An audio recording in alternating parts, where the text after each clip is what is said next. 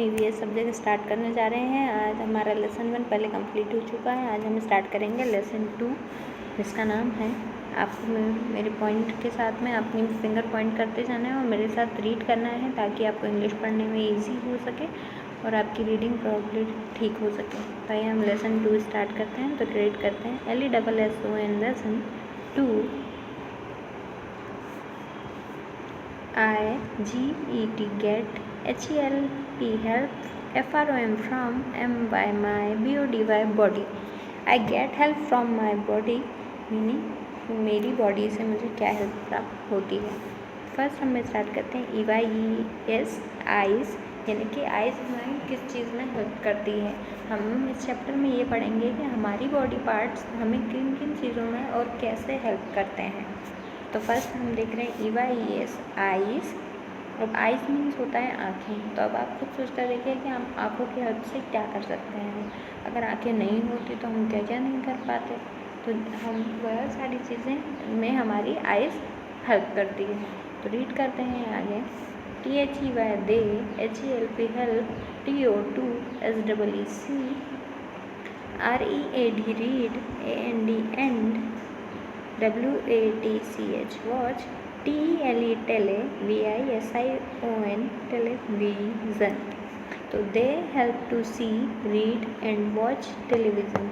Eyes हमारी किन किन चीज़ों में हेल्प करती है।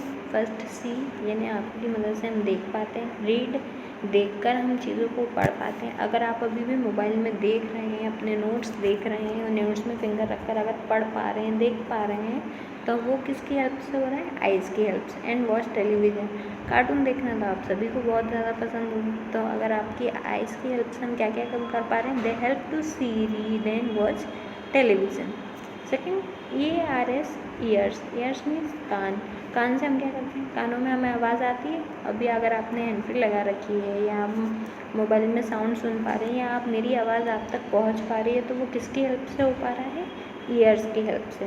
तो THEY they, HELP help, TO2 HEAR hear, SOUND sound and LISTN listen, TO2 MUSIC music। They help to hear sound and listen to music। आप hear यानी सुनना, sound यानी आवाज़ें, listen to music आप गाने सुनते हैं टीवी पर, म्यूज़िक देखते हैं, नाटक देखते हैं, सीरियल, मूवी। और अभी भी अगर आप पढ़ रहे हैं और मेरी आवाज़ सुन पा रहे हैं, तो वो किसकी हेल्प से हो रहा है, ईयर्स की। तो they help to hear sound. Third NOS nose, nose means नाक। तो हम नाक हमारी किन किन, अगर हमें कुछ भी होता है घर में, अगर कोई अच्छी खुशबू आ रही होती है तो हमें पता चल जाता है। मम्मी अगर कोई टेस्टी सा फूड बना रही होती है तो हमें जल्दी से खुशबू आ जाती है। और अगर हम सांस ले पा रहे हैं अगर, तो वो हम किसकी हेल्प से कर रहे हैं, नोज़ की हेल्प से।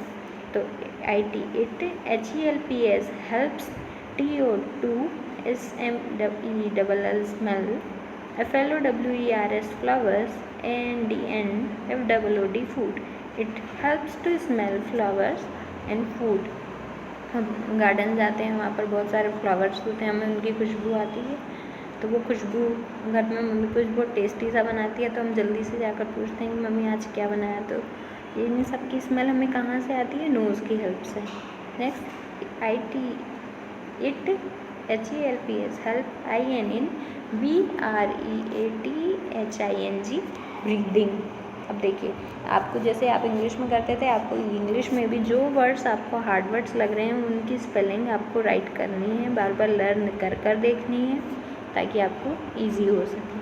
क्लास में मैं आपको पॉइंट कर दूँगी, वो सारी स्पेलिंग्स आपको कॉपी में राइट करनी है, बार बार पढ़ कर देखनी है, ताकि आपको वो ईजी हो सके। जैसे BREA ब्री, THING thing, breathing.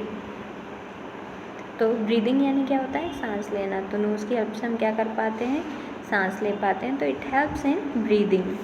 Next TONGUE टंग, टंग यानी जीभ। अब जीभ से हम क्या क्या करते हैं, तो it helps to TAST taste the food. हम खाना खाते हैं तो हमें टेस्ट आता है कि मीठा है, चरका है, नमक ज़्यादा है, नमक कम है। तो ये हम किसकी हेल्प से कर पाते हैं, टंग की हेल्प से कर पाते हैं। WHETHA whether it is sour, SOUR sour, SWEET, BITTER bitter, OR और SALTY salty।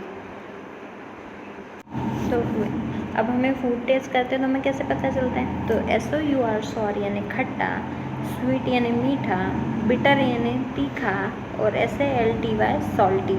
जैसे कि नींबू खट्टा होता है, स्वीट केक मीठा होता है और समोसा, कचौड़ी ये सब कुछ बिटर थोड़ा तीखा होता है और नमकीन मिक्सचर वगैरह बिस्किट्स ये सब क्या होते हैं?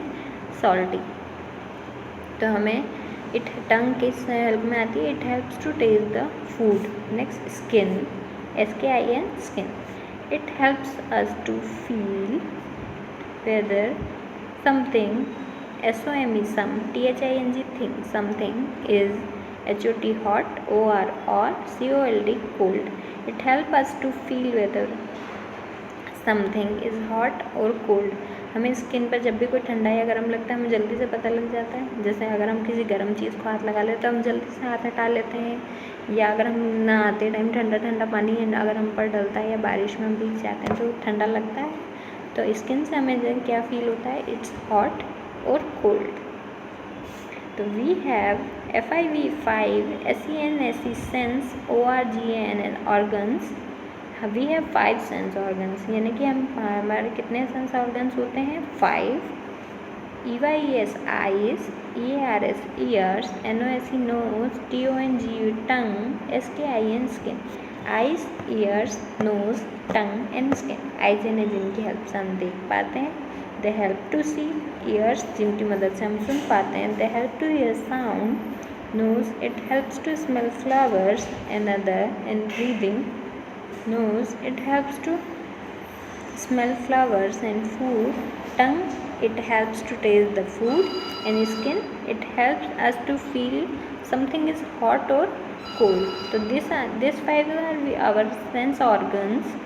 These 5 sense organs help us to see यानी देखना, hear यानी सुनना, smell यानी कि खुशबू या अच्छी खुशबू या बुरी बदबू के बारे में पता करना, टच यानी कि स्पर्श, एंड टेस्ट यानी कि हम जब कुछ खाते हैं तो टेस्ट एंड डिफरेंट थिंग्स। तो this are the 5 sense organ help us to many other things which next HAND hand, they help us to PUSH push, pull and PICK pick, UP up, THINGS things. And they help us to push, pull and pick up things. Push यानी धक्का देना, पुल यानी खींचना, pickup यानी उठाना।